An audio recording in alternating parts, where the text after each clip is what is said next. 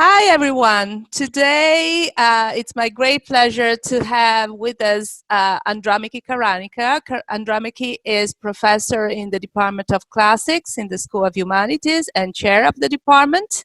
And she's a specialist in Greek literature. And so, Andromache, welcome. Thank you for having me, Annalisa. This is so much fun. Yeah. Let's do the cooking show. Yes, exactly. So today, Andromache is going to do two things with us. One is a boneless lamb with potatoes, and the other is the by now world-known and renowned tzatziki sauce, but the original one, the Greek one, okay? So, Andromache, take it your way. Thank you, Annalisa. So it's Easter. It's the Greek Orthodox Easter for us. And normally we do an entire lamb on the spit. I mean, it's as close as you can get to an ancient sacrifice, I guess. It's a communal meal, and communal meals have to be pretty easy. So the recipe that I'll show today essentially can be done with any kind of meat. You can do the same with chicken or beef or pork or anything. And it's really, really easy. So because of the coronavirus, we will not do the entire lamb on the spit. So we'll just have to compromise with just roasted lamb in the oven. So we'll do our best, and I'll show how easy it is to do it. So you take the lamb. I mean, this one has a net all around it, which is perfectly fine. We just leave it as it is. And you just make a few holes in a few places. In fact, this is almost, I mean, the way they have put it together. And then you just add a little bit of salt and pepper in these sort of holes. So it gets a little bit, because it's a kind of a thick piece of meat, so you want to go a little bit further down. So it's going to be nicely salted and peppered. And then you take these whole garlic cloves and you put them right inside those holes as I have them. It's super easy. And then you just put around the potatoes. I have them peeled and ready to go around here. I can put as many as I want, so I'll just leave it like that for now. So essentially, this way we have a full meal with both the meat and the potatoes. Now the fun part comes with what we put all around. So Mediterranean diet is famous for olive oil. So this olive oil arrived from Astoria, New York, and before that it came from Kalamata, Greece. You see the color? Wow, wow. I can almost smell it. So you can actually, I mean, you know, all Greek recipes are kind of funny. If you look at recipes of the early 20th century, for example, the measurements are like, oh, you go with a handful. So you put things on your hand and just, you know, put it all around. So the recipe that that I have given you has actual measurements, but what I like to do is simply the old-fashioned way, just pour some olive oil. Yes. So the secret behind that is the Greeks are not very good with precision. Yeah. And you can't go wrong. If you put a little bit more or a little bit less, you really can go wrong. So you don't have to worry. I mean, you have to just be liberated. Yeah. So you just put a little bit like that. It's actually fun. And then you put the liquids first and then the salt and pepper so that it kind of stays. And then you put some lemon juice. Aha. So there's lemon juice. That's nice. Now, if you want to jazz it up, like one of the Greek chefs kind of says all the time, we have to make our recipes kind of sexier. So you don't have to. I mean, this is the basic lemon juice and olive oil. You just put a little bit of mustard and You put that all around. You kind of rub it all around. Mm-hmm. And both around the meat and around the potatoes. And that's all. Now you see I have messy hands, but I guess the other secret to great cooking is to make everything messy. No precision, messiness. If these things can work, life is much better. Yes, yes, I Okay. agree. Now, very quickly, I'll just do this and salt and pepper. Yes. Again, liberally. We've already put inside some, like that. And take a little bit of, pepper as well. You can make it. I mean, if it needs more pepper, you can add it. If it needs more salt, you can add it. So you can't go wrong either way.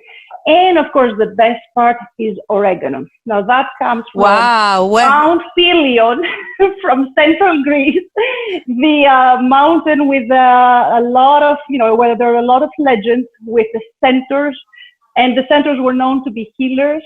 They knew their herbs, and it's a fantastic area, which has beautiful sort of herbs, plants all around. So it smells beautifully, and you just put, again, a little bit liberally on that. Sometimes I miss those aromas and flavors that we get in Mediterranean areas, and the smell of oregano is fantastic. Yeah, but we are lucky in California too. We are. So I'm going to just add a little twig of rosemary from my garden. Yes. So look a little bit, it will look beautiful this way. Wow, looks fantastic. Ready to go to the oven. Some people like to put a little bit of wine and a little bit of water. The best thing is to just cover it, put it in the oven, and let it roast for 2.5 hours on sort of a low temperature. And then you'll have a delicious meal. And that's about it. Yeah, that's fantastic. And what kind of temperature do you have for the oven? Like 350? Usually 325 Fahrenheit. Or you kind of begin it with 350, so it kind of makes a little bit of a crust, and then 325 if you want to be a little bit more sophisticated. Really, again, it doesn't matter. You just put it in the oven, and it will come out simply delicious and great. Thank you. Thank you. That's great. So are we going to do tzatziki now? Yes. I mean, how do you have like a perfect kind of Easter meal? Yeah. I mean, you really need the lamb. You have to have the red eggs. You dye them. Actually, rituals are very prescriptive in many ways. So they have to be dyed on Holy Thursday or the Thursday of the Holy Week. And I mean, desserts is another story, but you need a little bit of salad and then tzatziki. And that makes a beautiful sort of Easter feast. How did you dye the eggs? Oh, well, I took just food coloring. I didn't do it the old-fashioned way with the, here's my yogurt, with the, you can do it with onions, with the onion skin, and you just put them, and then it kind of absorbs the color. I mean, that's the old-fashioned way, but I didn't have the time, so I just put coloring and, easy. You just boil them, and then you let them there for 3 minutes, and that's it, done. That's fantastic. So now, let's move on to tzatziki. Okay. Now that's a favorite, and it's something that I really like making. Okay, I'm not paid by the company, but I do use the Greek yogurt of the Page, and actually it's best if you simply go with the whole milk. I mean, I tried to make a compromise, and I did 2%. I mean, yeah, you can even do it with 0%, but I think a little bit of fat won't be a problem here. So you just take a bowl. I mean, we like to go for the easy recipes. And actually crowd pleasers as well. Especially for a big holiday like Easter. When we have, our regular days when we celebrate Easter, we make like 6 times this dosage in a huge bowl. So you need cucumber, about 3 or 4 small Persian cucumbers. So you just peel them, grate them. I have them ready. But the very important secret is you have to drain them, which is why I have them like that. I mean, there's a lot of liquid, and I mean, I've drained it quite a bit already, and it's still kind of liquid on my plate. So I have it on, I have it like that here. And again, I'm gonna, ideally, one should have cheesecloth or something. I mean, I didn't have one, so I just kind of squeeze it again and again, so that all the liquid goes away. That's great. I didn't know that secret. No, that's very important, because otherwise it's not Greek. Right. Kind of, you can make it either more liquidy, more watery, Persian style. Exactly. I learned tzatziki from Turkish friends when I was a student, when I was doing my PhD, and they didn't tell me to squeeze the cucumber. So that's good to know. I think, I mean, when I was in Turkey, we had some tzatziki, but it was more watery. So it's also a matter of taste. Mm-hmm. But let's say the authentic Greek tzatziki, it has to be kind of thick. You want as much of the thickness of the yogurt. Right. So I've squeezed it again and again and again. Kind of, you have to use your hands quite a bit. So you just put everything here, the cucumber. Yeah. Then the next thing is garlic. That's also a matter of taste. Yeah. How much do you I put? like my tzatziki garlicky. My students won't be too near me. But anyway, we are social distancing apart from exactly. our household. More garlic, the better. It's certainly very healthy. Yeah, there's some kind of, I think there is a fascination in Greek culture with garlic. I mean, garlic kind of, takes away the evil eye. People wear garlic, they eat garlic. Oh, really? There's all kinds of superstitions around the garlic, so you can't go wrong with having a little bit more. So I just crushed a little bit here, 2 sort of cloves, and I'll do a little bit more. I do at least 4 or 5 garlic cloves, because I like it kind of more garlicky. Just like that, easy. Okay, I think I have enough garlic for everybody's taste. And then, again, the old-fashioned way. And it really, the best way to tell when you're making it, when you're making the perfect tzatziki, essentially you'll have to taste it. So you put a little bit of olive oil, just, like that. Then some people like it with lemon juice. I like it with vinegar. Interesting. It kind of makes the color a little bit different, but vinegar gives it a little bit of spice.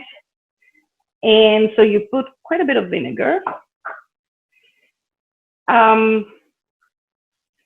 The other thing is some dill.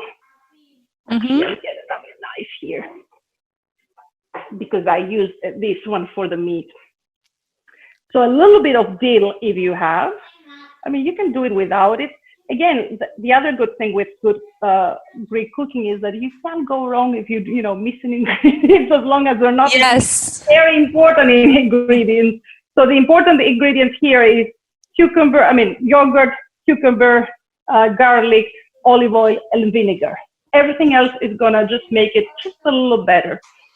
And then a little bit of oregano, just a little bit. And that's it. So you just mix it together. Wow.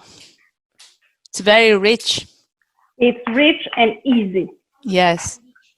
Super easy. And do you eat, do you place it on a side with the lamb and the rest and the potatoes? Or I think it goes very well with the lamb. I really like it.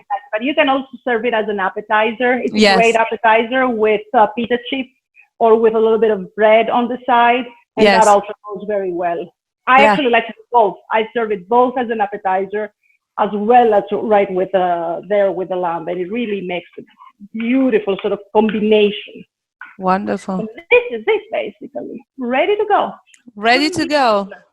It's a Couldn't be fantastic simpler. recipe, and I wish I could come to you and taste it because I'm imagining the flavors and I'm already salivating. Really. We really should should be together, and we should say it like, do you want more garlic? Do you want more olive oil? Do you want more vinegar? And you can just you kind of adjust it to taste, and it's just great anyway. So if you Okay. have that and maybe some tomatoes on the side, for salad, and tomatoes with feta cheese. Of course, you have to have feta cheese. I mean, that is just an ideal sort of Easter feast, but not only for Easter. I mean, this is the kind of dish that, I mean, if you remember the big fat Greek wedding, anything, whenever you have any kind of anything going on, like a wedding, an engagement, a holiday, a name day, a birthday. I mean, big dish to go for any Greek home is lamb with potatoes. But That's you can take it fantastic. chicken, and it's exactly the same. Yeah, It's the yeah. exact same recipe. So a variant of the lamb could be made with chicken. Good to Yeah. know. Nothing else changes. The exact same things. As long as you have olive oil, lemon juice, and oregano, and a little bit of garlic. That's it. That's fantastic, Andromache. Thank you so much for Thank being with you. us. And so, everyone there, goodbye and enjoy. Thanks. Bye.